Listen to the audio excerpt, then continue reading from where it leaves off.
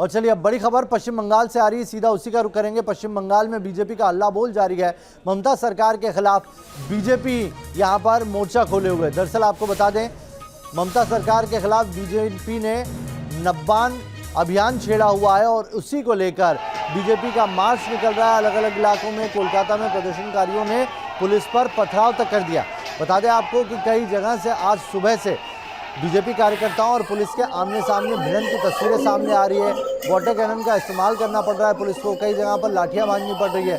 तो इधर बीजेपी कार्यकर्ताओं ने पथराव कर दिया पुलिस के ऊपर। पुलिस ने प्रदर्शनकारियों पर आंसू गैस के गोले तक दागे।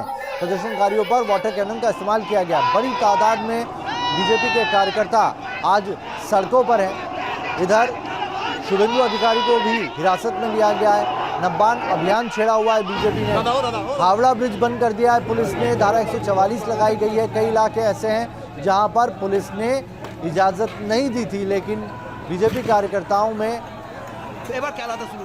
खूब रोष है और उसी को लेकर वो सड़कों पर बने हुए हैं। बड़ी तादाद में इस वक्त अलग अलग इलाकों में, अगर बात करें पश्चिम बंगाल की, कोलकाता, रानीगंज, आसनसोल, हावड़ा, सब जगह पर बीजेपी के कार्यकर्ता लामबंद है और ममता सरकार के खिलाफ मार्च निकाल रहे हैं। देखिए तस्वीरें हम आपको दिखा रहे हैं, ताज़ा तस्वीरें। इस वक्त बंगाल में करप्शन को लेकर लगातार बीजेपी सरकार को घेर रही है। ममता सरकार के खिलाफ नारेबाजी कर रही है। अलग अलग जगह से मार्च निकाला जा रहा है, लेकिन ये नब्बान अभियान में बीजेपी की बड़ी ताकत पश्चिम बंगाल में देखने को मिल रही है।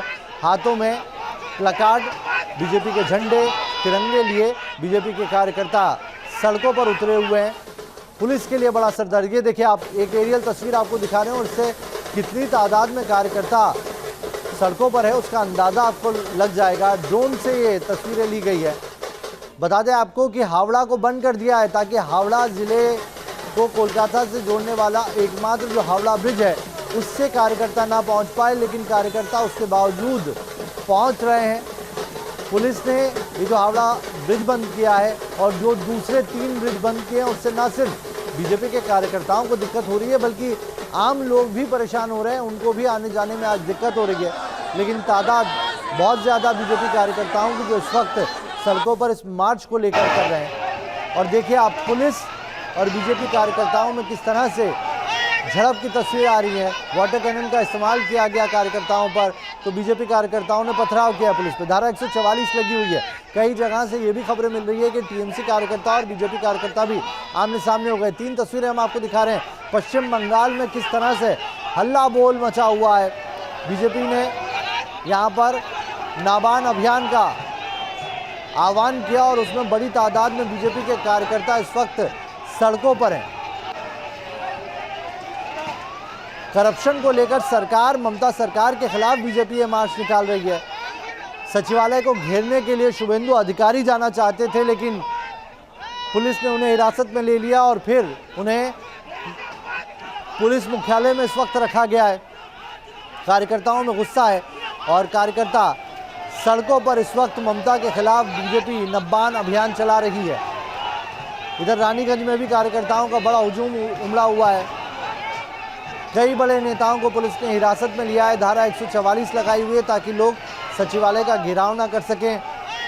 अलग अलग पूरे सचिवालय इलाके में धारा 144 लगाई गई है ताकि बीजेपी कार्यकर्ता वहां ना पहुंच पाएँ, लेकिन बीजेपी कार्यकर्ता मार्च पर अड़े हुए हैं और करप्शन के नाम पर ममता सरकार के खिलाफ ये मार्च निकाल रहे हैं। बड़ा प्रदर्शन इसे आप कह सकते हैं क्योंकि तादाद बहुत ज़्यादा है बीजेपी कार्यकर्ताओं की और पुलिस ने ऐसा नहीं है कि रोकने की कोशिश नहीं की है। बैरिकेडिंग लगाई हुई है जगह जगह पे। कई ब्रिज जो है वो बंद कर दिए ताकि लोग दाखिल ही ना हो पाए कोलकाता में, लेकिन फिर भी लोग पहुंच रहे हैं। अलग अलग रास्तों से पहुंच रहे हैं, छोटी छोटी गलियों से पहुंच रहे हैं। और कोलकाता में देखिए इस वक्त ये बड़ा मार्च निकाला जा रहा है ममता सरकार के खिलाफ, जिसे नब्बान अभियान दिया गया नाम।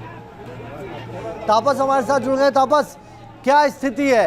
रोकने की बहुत की कोशिश पुलिस ने, 3 अलग अलग ब्रिजों को बंद किया गया, धारा 144 लगाई गई, आंसू गैस के गोले छोड़े गए, लेकिन बीजेपी कार्यकर्ता अभी भी सड़कों पर डटे हुए हैं। जी देखिए, समर्थकों को तितर बितर जरूर कर दिया गया है तीनों जगह से ही और इस समय कोई भी मौजूद नहीं है, लेकिन पुलिस की तरफ से आंसू गैस और वाटर कैन का इस्तेमाल जरूर किया गया था।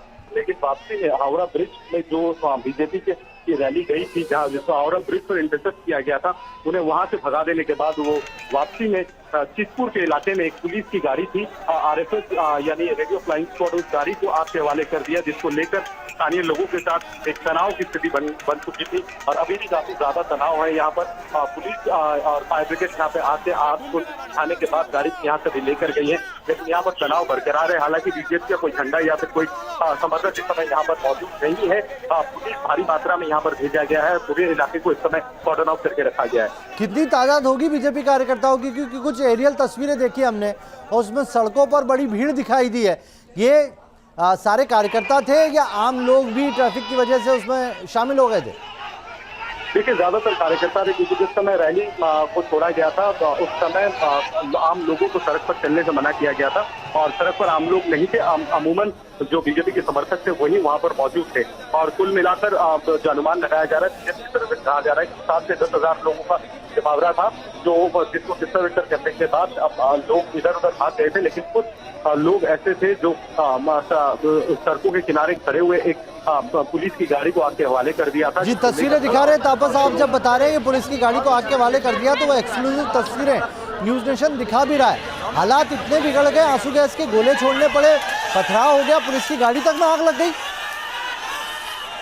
जी देखिए, पुलिस की तरफ से जिस तरह का बंदोबस्त किया गया था, सुबह से पूरी तरह से किले पर में तब्दील किया गया था हावड़ा के इलाके को, लेकिन उसके बावजूद इस तरह की घटना अपेक्षित नहीं थी। हालांकि बीजेपी की तरफ से कोई भी अभी टिप्पणी नहीं की गई है। तो एक नेता से मेरी बात की, उन्होंने कहा कि बीजेपी के कार्यकर्ता शामिल नहीं थे।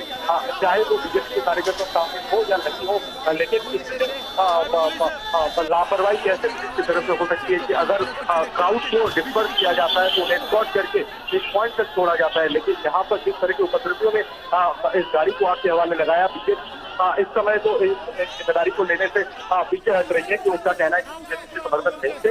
लेकिन अब जो यहाँ पे स्थानीय लोग थे, उनका ये कहना है कि नारेबाजी करते हुए आए और यहाँ पर पुलिस की गाड़ी को आग के हवाले करके थे। तनाव इस समय बना हुआ है। हालांकि जो भीड़ थी वो भीड़ को तितर बितर कर दिया गया है, वो भीड़ इस समय नजर नहीं आ रहा है, लेकिन तनाव पूरी तरह से अभी भी देखने को मिल रहा है चीजपुर और बड़ा बाजार के इलाके। जी, आज जो पूरा मार्च रहा और इससे जो पुलिस का बंदोबस्त रहा, इलाके में धारा 144 लगाई गई, इससे शहर में जो आम लोग होंगे उनको भी बड़ी तकलीफ हुई होगी।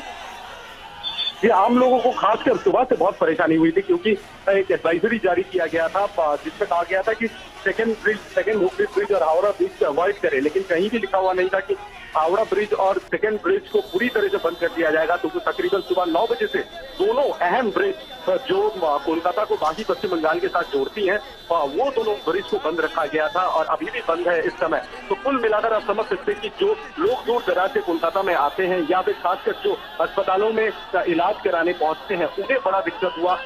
हमें जो सूत्रों के हवाले से खबर मिली कि नेशनल हाईवे 2 और नेशनल हाईवे 6 यहाँ पर कतारों में कई सारे एम्बुलेंसेज सुबह से खड़े थे, जिनको कोई पैसेज नहीं मिला तो कोलकाता पहुंचने का। तो इसकी जिम्मेदारी कौन लेगा? ये शायद अस्पताल सरकार को जवाब देना पड़ेगा, क्योंकि आए दिन अगर इस तरह का कार्यक्रम होता है और इसका खामियाजा अगर आम लोगों को भुगतना पड़ता है और जबरन उनको घर के अंदर बंद रहने के लिए मजबूर किया जाता है, तो शायद इसकी जिम्मेदारी राज्य सरकार को ही लेनी होगी। और आज इस स्थिति में अगर किसी मरीज की मौत होती है तो शायद उसकी जिम्मेदारी भी राज्य सरकार पर ही आना चाहिए। जी।